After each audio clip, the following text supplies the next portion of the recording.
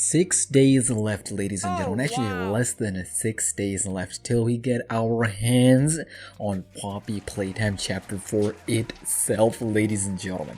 What is up, YouTube? It's your boy, SmackNPie here. A long time no see for all the Poppy Playtime fans out here. Y'all remember when we did the Nightmare Critters reveal videos? That was an amazing series. But today, whilst we're waiting for the official gameplay trailer, ladies and gentlemen, we got 3 brand new screenshots from actual game. So you can say gameplay screenshots. So we're not even gonna waste any more time. Without wasting any more time, let us do it. Bam. I'm telling you, I'm not playing around anymore.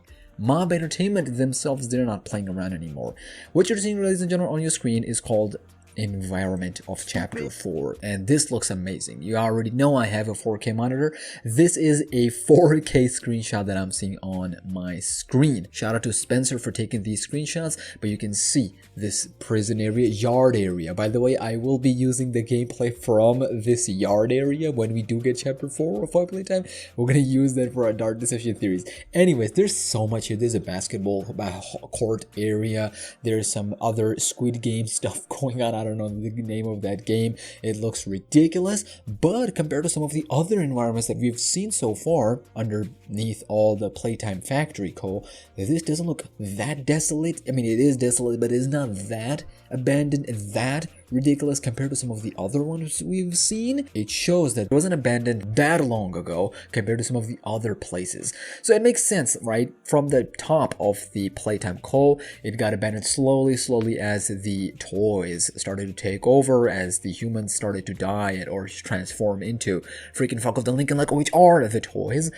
It makes sense that environment slowly gets abandoned. I feel like there's more underneath this that we'll learn and get to see in chapter 5, but it shows that us as the protagonist, we are moving from level to level. We're seeing the destruction of each environment, and then we're going there. So the destruction of, let's say, prison and the yard area here, and now that it is completely destroyed, desolate, now we're here. And Yarnaby, which we're going to come to in just a second, is now on this place. So yeah, one would have to sit and wonder what is going on here, ladies and gentlemen. Like, why is there a prison area so far below in Playtime Factory Co?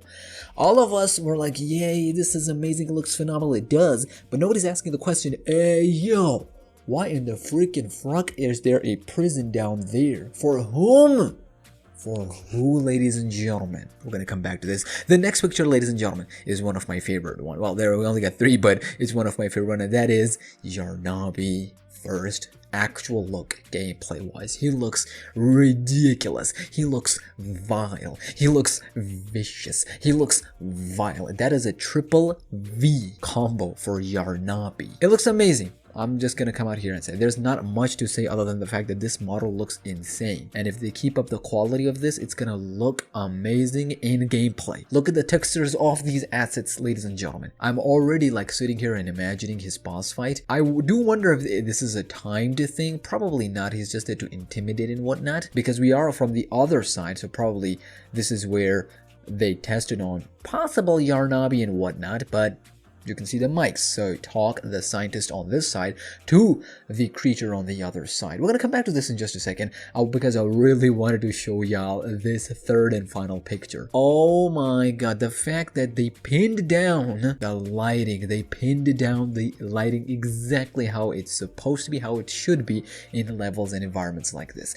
This is Yarnaby chasing us, and he looks ridiculous. I didn't know that he was like this. I didn't know he had feet, because those are some giant feet. So what, he stands like a loaf, and all of a sudden when he starts chasing, he's got these tiger feet? What? And I want to shout out to the environment artists. I want to shout out to the designers. The fact that this genuinely the only light source here are these giant lights down here. Other than that, it looks completely dark. Concept wise, like if you think, yeah, it would make sense in your head, but when you translate it to 3D, when you actually translate it to an actual level, it doesn't look that good. But here, they've nailed it. It reminds me of Control, the game, the latter part of it. good, phenomenal lighting. So yeah, you can see we're chasing him, and I don't know why they have the fire hand on. Does the fire actually helps us in this situation? Because his mouth is open, he's ready to feast on us. So what happens? Do we use the fire on him? It stuns him for a little bit, because you can see the blue wire here, so it seems like it's a timed. When I say timed, most likely just monster Yarnaby in this case is chasing us whilst we have to complete a puzzle to our escape. So yeah,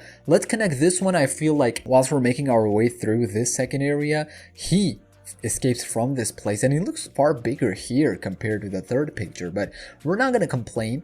We're not gonna complain. Let's not make him bigger than this. And so yeah, I feel like I mean, it's kind of obvious that all three are from this one sequence.